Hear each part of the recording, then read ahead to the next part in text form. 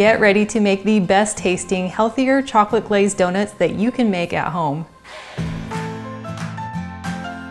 They're made gluten-free with almond and tapioca flour and naturally sweetened with maple syrup and applesauce. They bake light and fluffy in a simple donut mold, and then they're dipped in melted chocolate and sprinkled with your favorite toppings.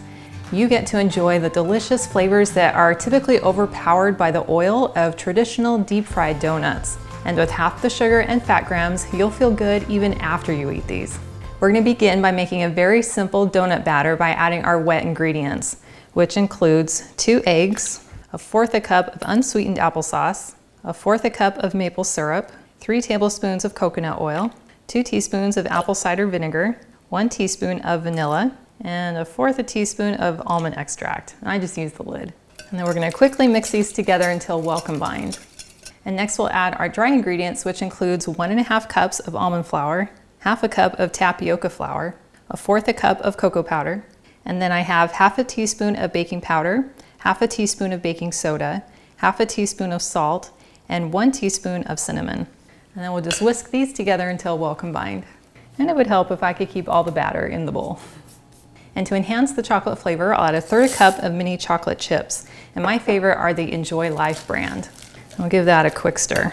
And for your donut mold, you could either use a metal donut pan or you could use a silicone tray. I prefer the silicone trays because of how easy it is to pop them out. And I like these in particular because they have an extra tall little donut shaft, which keeps your donut hole open. You will want to generously spray your donut mold so that those donuts pop out easily. I'm going to use a coconut oil spray because it matches the coconut oil that's already in our batter. And then to scoop in our donut batter, I'm just using this 1/3 cup batter scoop. And I'm just going to fill it about 2/3 of the way full, and then just carefully dump my batter into the mold. And you'll want to fill each mold almost to the top. Now once you've scooped out all your donut batter, you can go back in with a spoon and just kind of help evenly distribute it if needed. So I'm just going to borrow a little bit of batter from some that have more for some that have a little less. They don't mind sharing. And then you can just give your tray a couple taps to help spread out the batter. So now these are ready to go into a 350-degree oven for about 18 to 20 minutes or until your toothpick comes out clean. Well, these baked for 18 minutes and then I allowed them to cool on my counter for about 20. And you can see how easily they come right out of these silicone donut molds. Those are so cute. This never gets old. Seriously, my mind was blown when I realized you can make donuts at home. And now to make our chocolate glaze, we're going to start with 1/2 cup of your favorite chocolate chips. Then I'll add 1 tablespoon of coconut oil. And then I'm going to microwave this in 30-second intervals, taking it out to stir it in between until it's smooth and melted. So after 2 30-second intervals, my chocolate is nice and smooth.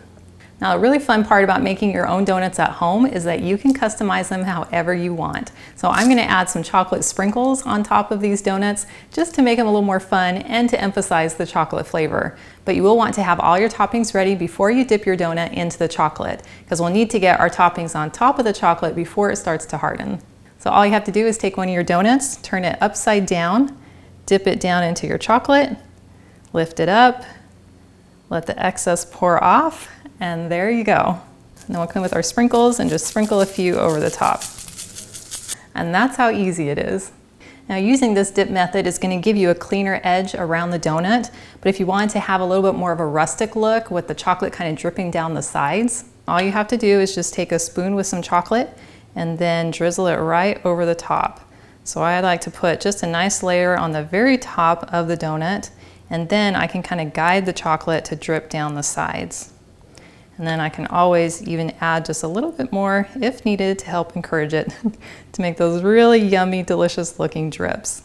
And then it gets its chocolate sprinkles. Now all my donuts are glazed, and I have to admit I got a little excited and was a little more generous with the chocolate on some of the donuts. So I ended up having to melt down about another 1/4 cup of chocolate chips to be able to finish them off. And I happen to have a little bit of extra chocolate as well as some apples and pretzels in my kitchen, so I will put this to good use.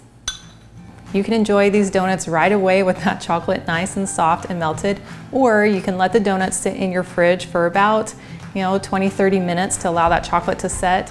Or if you're impatient like me, then you can just put one in the freezer for just a couple minutes and then it will be perfect. But just to be sure. That is so good. It never gets old that I just made donuts in my kitchen. As soon as I bite in, I just get that rich chocolatey flavor and that really fluffy sponge of the donut. And I love that it's not overpowered with oil that you typically get in a traditional donut. And then I get the extra sweetness that comes in from the melted chocolate. And then the little bit of crunch that comes from the sprinkles just takes it to another level. These are emotionally satisfying because you're eating a chocolate donut, but they're also physically satisfying because with these clean, natural ingredients, you're gonna feel good even after you eat these donuts. And I love melting down chocolate chips for the glaze because then you can choose the chocolate chips that best meet your dietary needs. And there are so many great varieties out there. And then you don't have to use any processed, refined white powdered sugar. Well, thank you so much for hanging out with me today in my kitchen to make these fun donuts. And I've included a link in the video description below to the full recipe, and it's on my website, gentletummy.com. And I also invite you to like and subscribe to my channel.